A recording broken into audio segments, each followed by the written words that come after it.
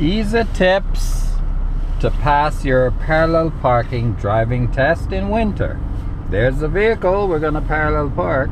So signal right, check the mirror, and over your right shoulder pull up about 2 feet or half a meter from the side of the parked vehicle. Stop when the back bumper of your vehicle is in line with the back bumper of the parked vehicle, like here. Place the gear selected to reverse. You need a 3/4 revolution to the right, and you back up until the front bumper is in line with the rear bumper, of course at an angle. Stop completely, get all the turns to the left, then just back in and keep checking back front until it is straight. Place the gear selected to drive.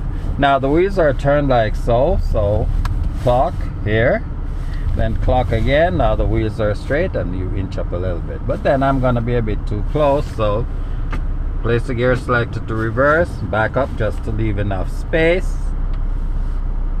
Apply your parking brake, gear selected to park, and you're done. Thank you for watching. See you in the next one. Bye bye for now.